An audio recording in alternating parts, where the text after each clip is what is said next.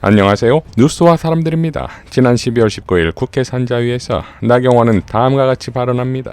일부 의원들은 국회 본 경내로 들어가려다가 민주당 지지자들로부터 심한 말을 듣고 우리 모두 당사로 복귀해서 해제 요구를 당사에 있었지만 똑같은 의미였다는 이야기입니다. 아니 지금 국민 때문에 못 들어온 걸로 말씀을 하시잖아요. 자, 그런데 15일에 보도된 MBC의 단독 계엄 이후 추경호, 나경원과 이딴 통화에 따르면 12월 3일 비상계엄 전후 윤석열 휴대전화 사용 내역을 보니 계엄 선포 직후 추경호, 나경원에게 전화를 한 사실이 밝혀졌고 이 통화 시각이 계엄군이 국회에 들이닥치기 30여 분 전이었다 이겁니다. 윤석열이 직접 전화를 한 것이라면 당연 계엄군이 국회로 가 의원들을 끄집어낼 것이라 했을 것이고, 그러니 추경호는 계속해서 국회에 가지 않고 표결을 행사하지 못하도록 방해한 혐의가 있는 것인데, 곧이어 나경원도 통화를 했다면 나경원 역시 내란의 주요 혐의자가 될 수밖에 없는 것 아니겠습니까?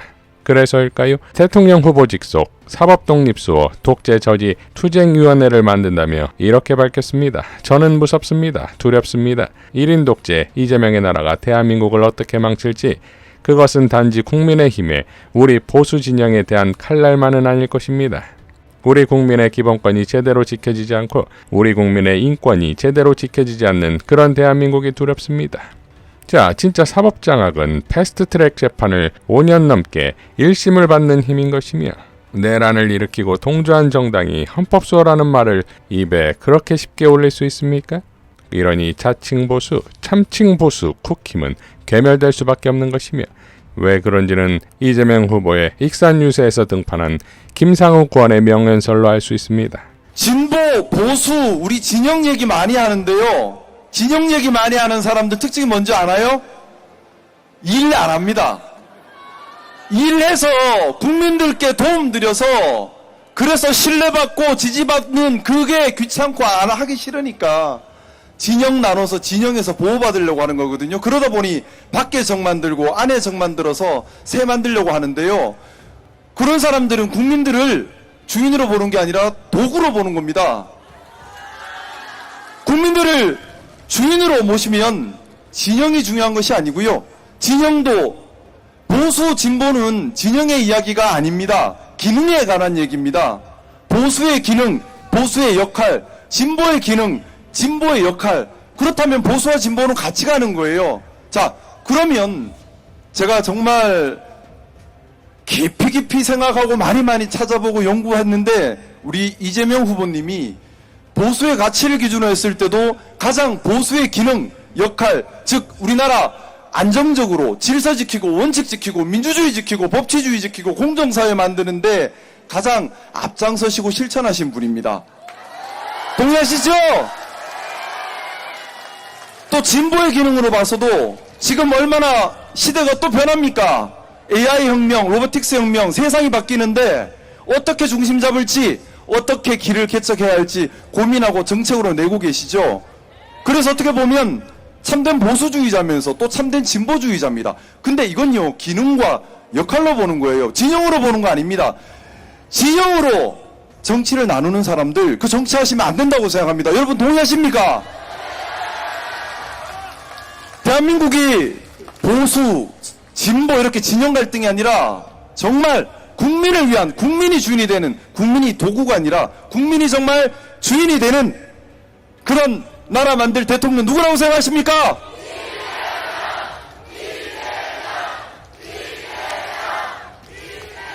저도 이재명 후보님이 대통령이 되시는데 최선을 다하겠습니다. 감사합니다. 지난 15일 순천 유세에서 이재명 후보는 비를 맞고 있는 지지자들에게 큰절을 하는데 이 모습에 국민들은 감동했습니다.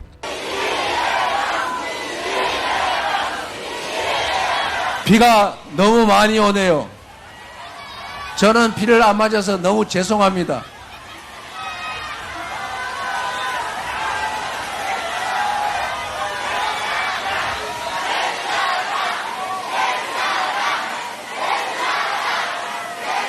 여러분, 저는 이런 생각을 해봤습니다. 최초의 민주정부는 국민의 정부라고 불렸죠. 그리고 참여정부라고 다음에 또 불렸습니다. 그리고 민주주의를 위해서 싸우다가 3당 합당으로 잠시 우리가 예상하고 기대했던 것과는 살짝 다르게 가셨던 김영삼 대통령 정부 문민정부라고 지었죠. 각각의 역할을 충분히 했다고 생각합니다. 다음 정부의 이름은 어떻게 지을까를 많은 사람들이 고민을 하고 계세요. 뭐라고 할까요?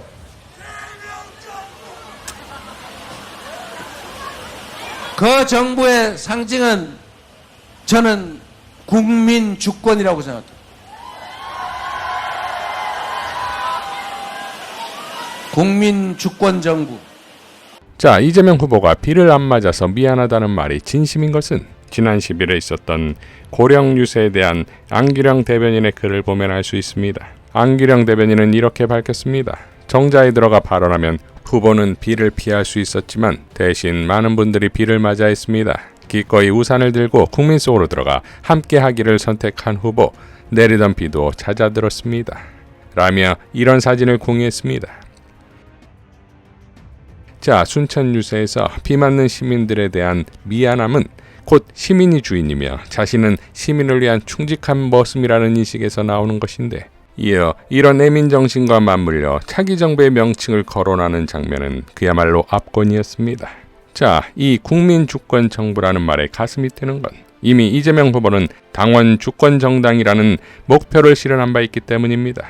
즉, 국민주권 정부의 축소판을 이미 민주당에서 당원 주권 정당으로서 실현했고, 그래서 수차례의 내란을 제압하는 세계 최강의 정당 민주당이 완성됐다 이겁니다. 이제 세계 최강의 나라, 진짜 대한민국이 완성될 것입니다. 강금실 총괄선대위원장의 발언으로 마무리하겠습니다.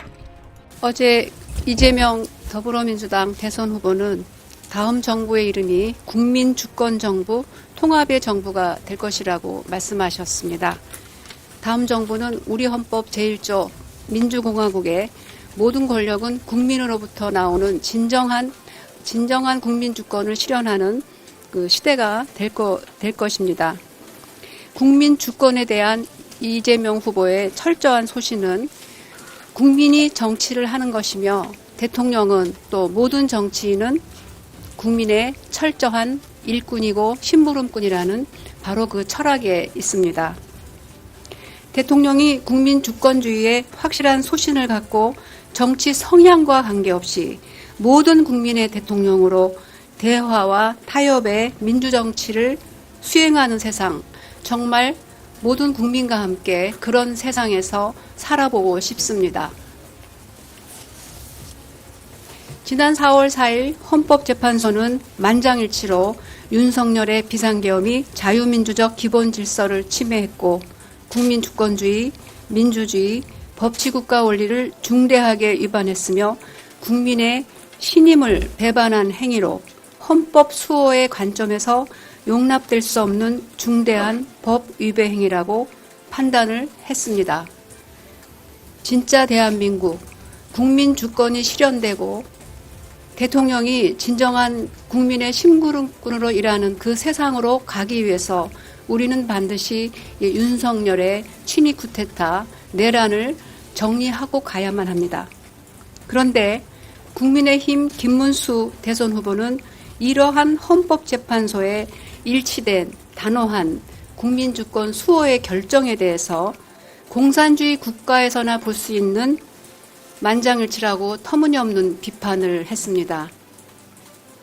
일찍이 김문수 후보가 계엄 직후 국회에 출석해서 계엄을 국민에게 사과하라는 국회의원의 요구에 모든 국무위원들이 일어날 때 혼자 앉아 있었던 것을 저는 생생하게 기억합니다. 민주주의를 파괴하는 국민주권 침해 행위와 민주주의 안에서 대화와 타협으로 다수결 원칙을 운영하는 것조차 구분하지 못하는 대선 후보. 이러한 대선 후보가 지금 21세기 대한민국의 집권 여당 측의 대선 후보로 나와 있는 이 현실. 이것을 우리가 어떻게 받아들여야 할지 모르겠습니다. 자유민주주의 질서, 헌법 수호의 책무를 맡고 있는 막중한 대통령직을 맡길 수 있겠습니까? 국민 주권과 국민 통합의 진짜 대한민국, 그 시대를 위해서 우리는 민주적 헌정 질서 침해 앞에서는 단호해야 합니다. 그렇게 국민들께서 단호한 태도로 나라를 지켜왔습니다. 윤석열의 내란 사건 재판이 모든 국민 앞에서 엄정하게 진행되어야 하는 이유입니다.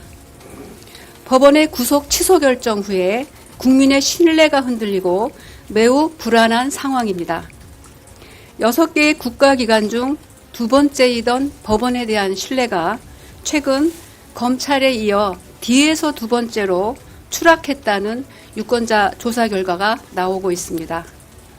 재판의 독립과 국민의 신뢰 문제, 그리고 일반 형사 범죄를 초월하는 헌정질서 파괴의 내란 재판에 대해서 법원이 충분히 심사숙고하고 현명한 판단 아래 투명하게 진행해서 국민의 신뢰를 회복해야 할 것입니다. 이상 뉴스와 사람들이었습니다. 시청해 주셔서 감사드립니다.